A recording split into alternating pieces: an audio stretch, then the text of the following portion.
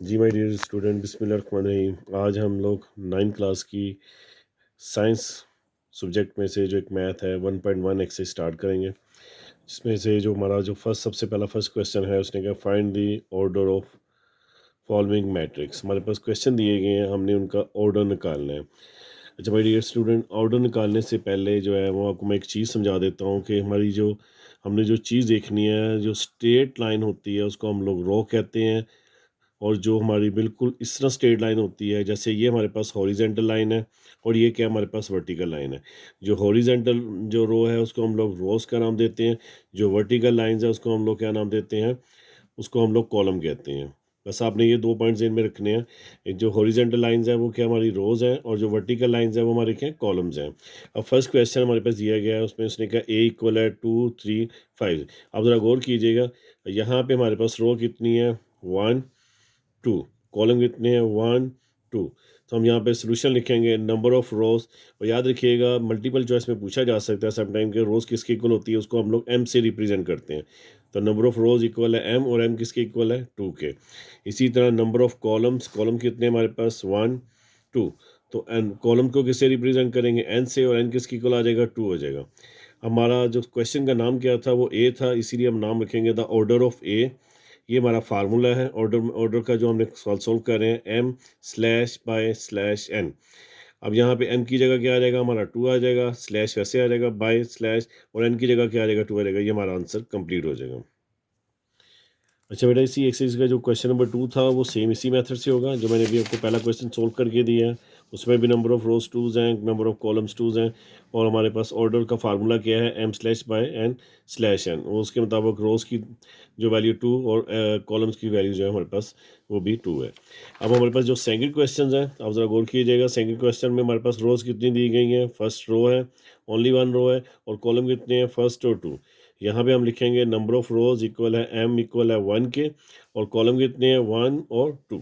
तो कॉलम कितने हमारे पास 2 आ जाएंगे। इसी तरह यही जो नाम यहाँ पे लिखा होगा, ए लिखा है, बी है, सी है, यहीं पे वो हम लोग नीचे भी मेंशन करेंगे the order of C equal है M slash by slash N. M की जगह क्या हम लोग रिप्रेजेंट करेंगे 1 स्लैश बाय, और कॉलम कितने हैं हमारे पास 2, उसको इस जगह हम लोग तो 2 लिख देंगे।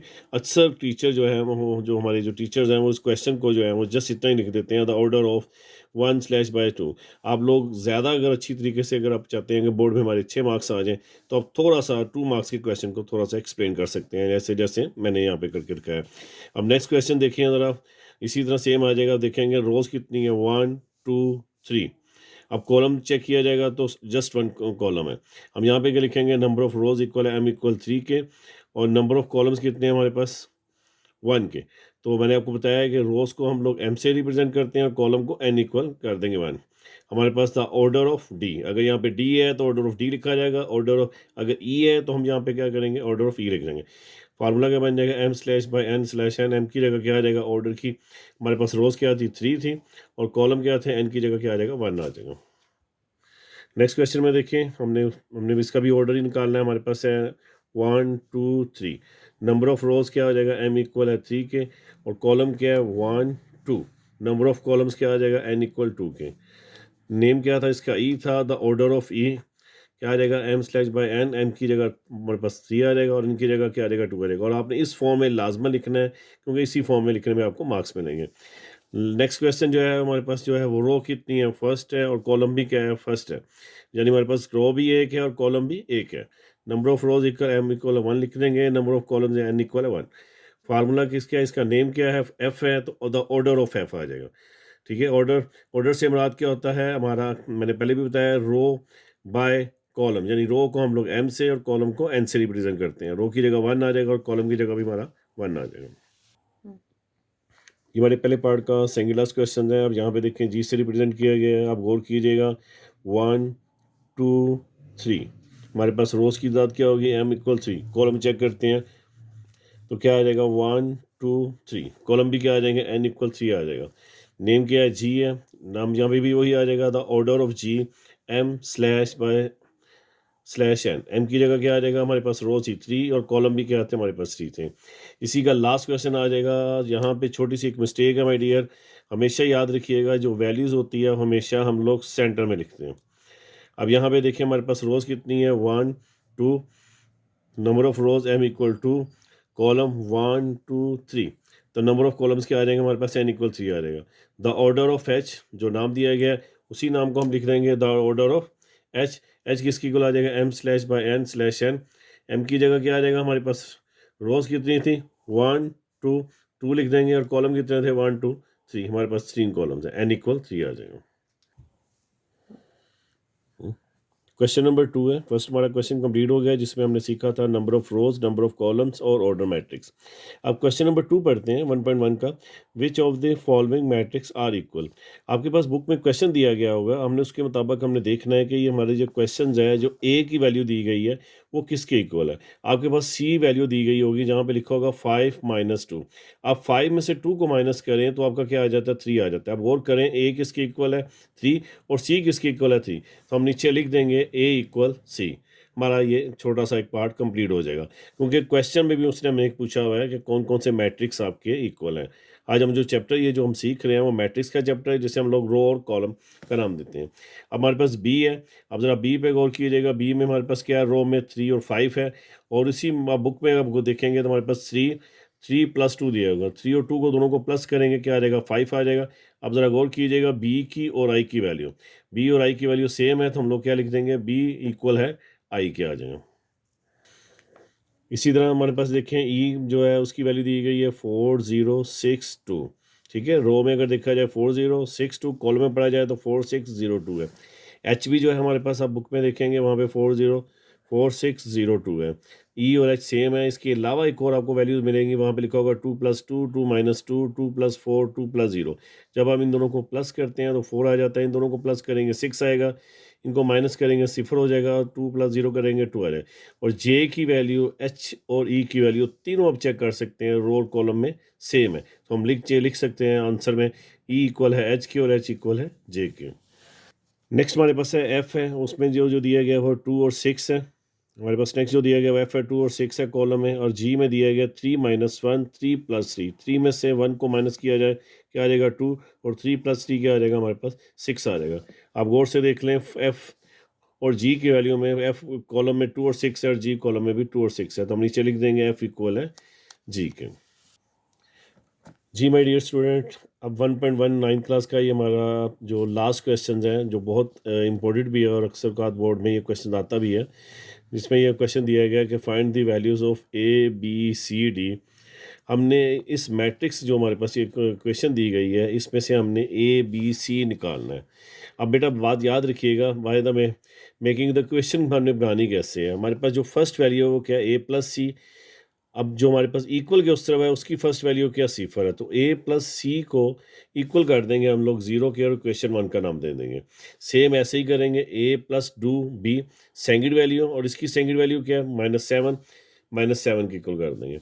नीचे चलते हैं, थर्ड वैल्यू जो है वो C - 1 है, और यहाँ पे हमारे पास थर्ड वैल्यू क्या आ जाती है 3, हम लोग इसको 3 के इक्वल कर देंगे। 4D - 6 फोर्थ वैल्यू है। इसी तरह हम लोग जो इक्वल के सब जो फोर्थ वैल्यू है वो हमारे पास क्या है 2D, तो 4D - 6 को इक्वल कर देंगे 2D के। हमारे पास क्वेश्चन क्या आ जाएगी 1 2 3 4, हमारे पास 4 इक्वेशन बन जाएगी। हमने निकालना क्या है, इसमें से सोल्व क्या करना है, A B C D की वैल्यूज़ फाइंड करनी। सबसे पहले देखें, हम लोग A और +C को सोल्व नहीं कर सकते, क्योंकि ना हमें A मालूम है और ना ही हमें C मालूम है, तो इसीलिए हम इस क्वेश्चन को जो जो क्वेश्चन 1 है इसको बाद में सोल्व करेंगे।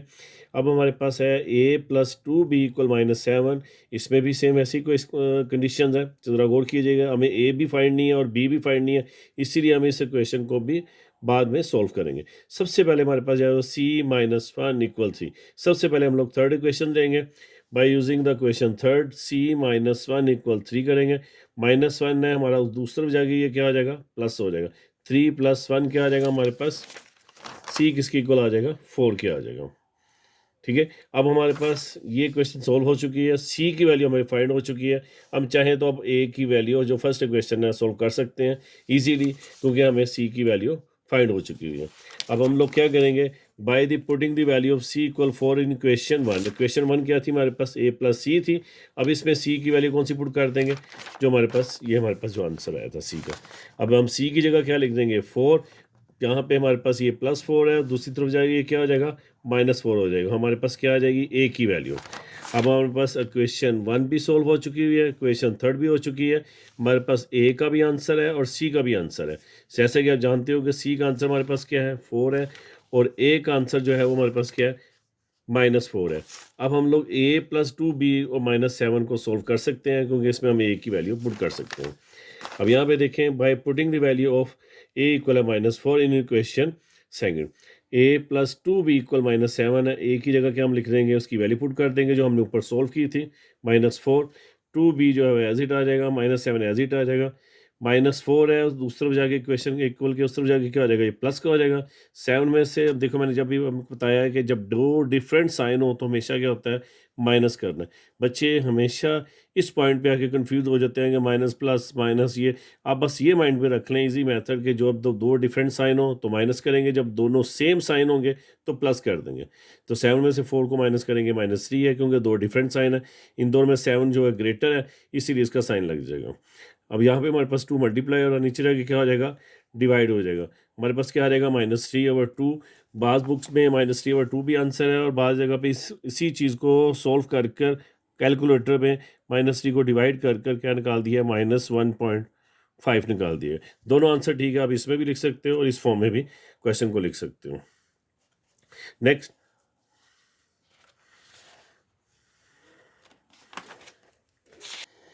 नेक्स्ट हमारे पास क्वेश्चन 4 रह चुकी है, जो है हमारे पास 4d - 6 = 2d। अब हमारे पास ये जो 2d है, यहाँ पे प्लस का, इस तरफ आगे क्या हो जाएगा, माइनस का, -6 उस तरफ जाके क्या हो जाएगा, प्लस का। 4d में से 2d को माइनस करेंगे, हमारे पास 2d आ जाएगा, और इक्वल 6 एज इट आ जाएगा। 2 मल्टीप्लाई नीचे आके डिवाइड हो जाएगा, d किसकी इक्वल आ जाएगा, हमारे पास 3 आ जाएगा। हमारे पास चारों आंसर आ जाएंगे। आप ज़रा गौर कीजिएगा, हमारे पास यहाँ पे सी का आंसर था 4 था, ए का आंसर -4, बी का मैंने बताया -3/2, डिवाइड करेंगे तो हमारे पास क्या आ जाएगा, -1.5 आ जाएगा, और डी का आंसर 3 आ जाएगा। इस तरह हमारी ये 1.1 एक्सरसाइज कंप्लीट हो जाएगी। और और अगर आप इसको जहाँ से, अगर बेटा कोई प्रॉब्लम हो, आप मुझे कमेंट्स कर सकते हैं, कोई पूछना चाहें तो मुझसे पूछ सकते हैं। Okay my dear every students, अल्लाह ताला आपको अपनी हिफाजत में रखे, और अल्लाह ताला आपको मज़ीद कामयाबी और तरक्की अता फरमाए। अल्लाह निगहबान।